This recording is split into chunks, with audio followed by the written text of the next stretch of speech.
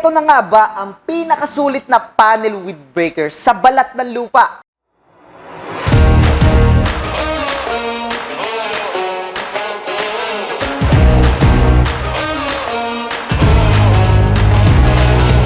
For today's video, mag-a-unboxing tayo ng distribution panel box set. So, ito po yung best-selling item natin dito sa Trev Electrical. So, alamin natin, i-breakdown natin kung bakit nga ba best-selling ang ating distribution panel box set.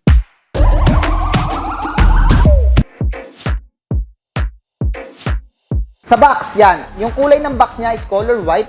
Then, may nakasulat na ATC 0912. Sa tingin ko, tumutukoy ito sa ano niya, sa model ng panel box niya. So, buksan na natin. Ay nga pala, may kasama nga pala itong libreng LED bulb.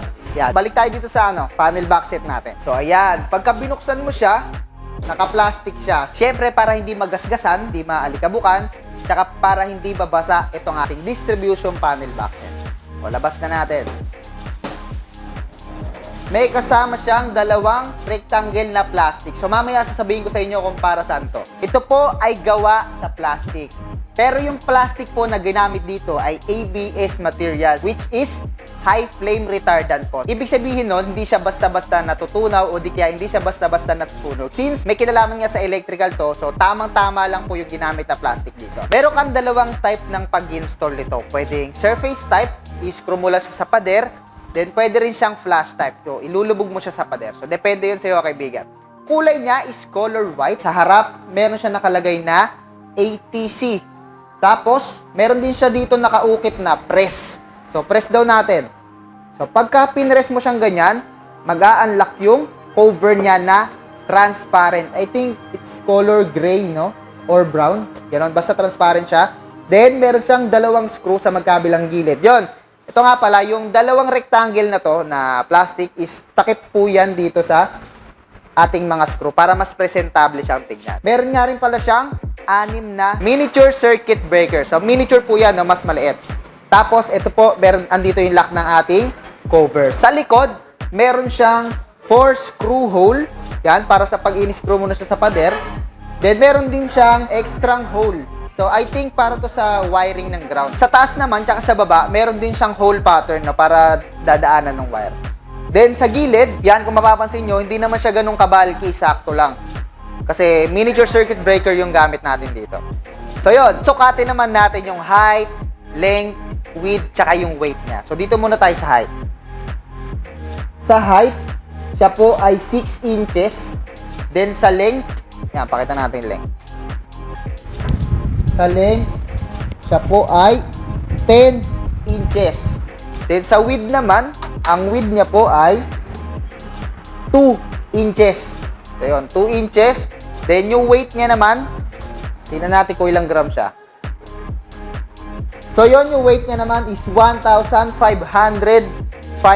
grams. Testingin naman natin yung mga features nito. So, una, testingin natin yung cover niya. Yan. Yan, kung mapapansin mo yan, no? Smooth naman siya. Smooth naman siya iangat. Then, smooth naman siya ibaba. Meron siyang 3 variation.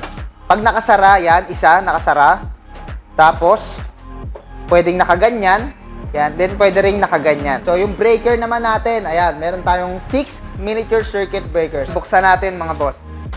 Yan, sa loob, makikita nyo, meron siyang 2 grounding bus bar. Tapos, meron na rin siyang common bus bar. So, yung common bus bar, yun na yung magsusupply ng kuryente sa mga branches niya. Tignan naman natin yung breaker niya. Sa breaker, ang brand niya ay Wixim. Tapos, nakalagay na rin dito yung description sa breaker. Kung 63 ampere, 32 ampere, o 20 ampere siya. Tapos, may nakalagay na rin dito na rated voltage. Nakalagay dito, 400 volts and 50 to 60 Hertz. Inspect pa natin yung breakers.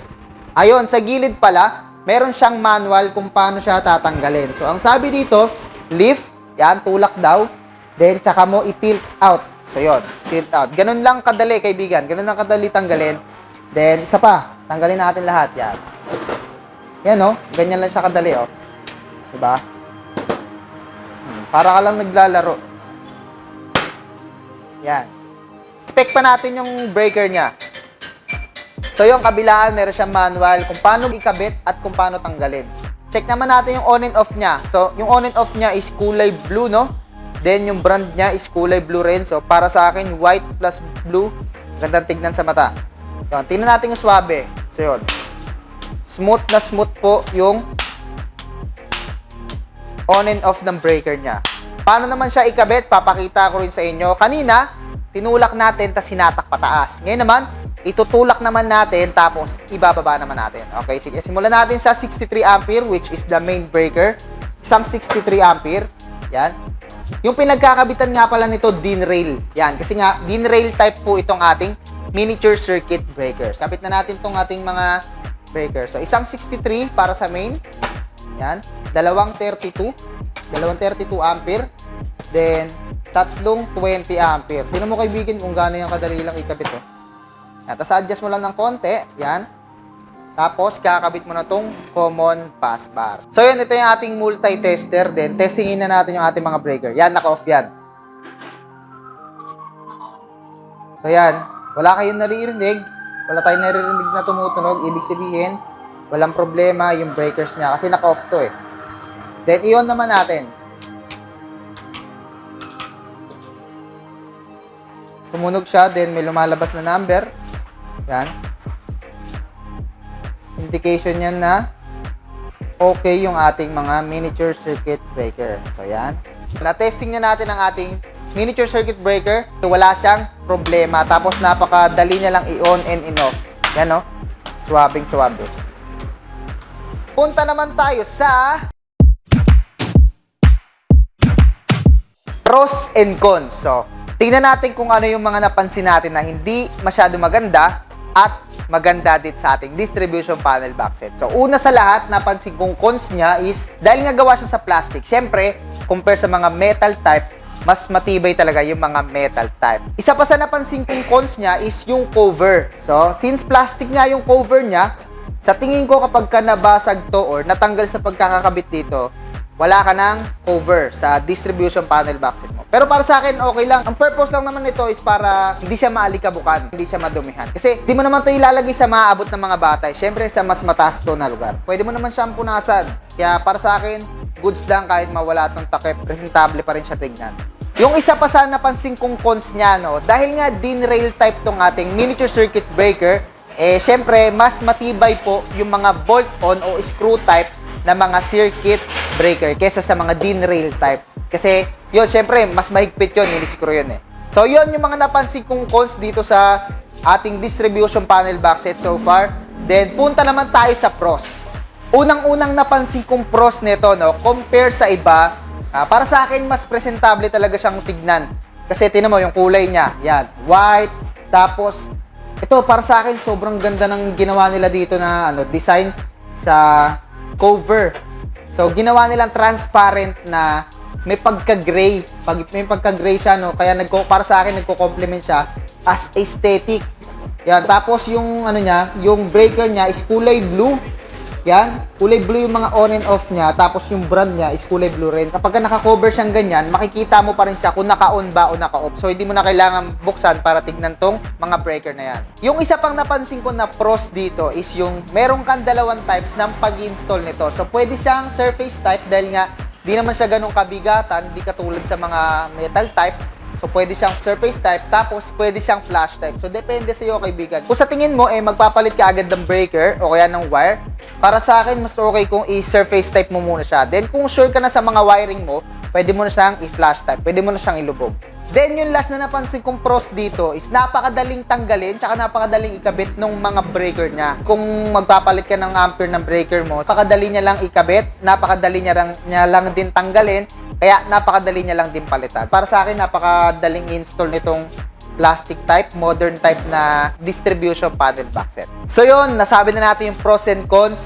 All in all, para sa akin, sobrang sulit itong distribution panel box set. Kasi nga, yan, modern type siya, tapos napaka-presentable niyang tignan. Sagutin na natin yung tanong kung ito nga ba ang pinaka-sulit na panel box with breaker sa balat ng lupa. Para sa akin, ito na yung pinakasulit na panel box na merong kasamang breakers. Kasi, set mo na itong makukuha.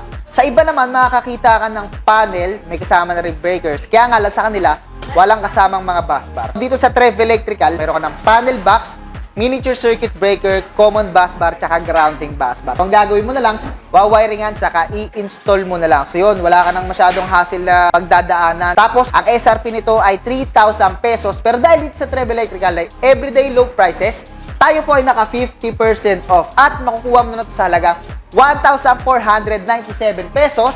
Then, may libre ka pang LED bulb. So, hindi lang yung kaibigan. Kasi kung, di ba, kung papagawa ka ng apartment, kailangan mo ng maraming breakers, ay available po ito sa buy one, take one na promo. Set mo na siya makukuha, naka 50% off pa, then may libre ka pang LED bulb, then pasok pa siya sa buy one, take one na promo. Para sa akin, ito na talaga yung pinakasulit na panel with breakers. So yun, distribution panel box set, available yan sa ating Shopee, Lazada, and TikTok. And syempre, dito po sa ating physical store. So yun, kung nagustuhan mo itong ating video, don't forget to like and subscribe dahil malay mo, ikaw na ang manalo ng ipapamigay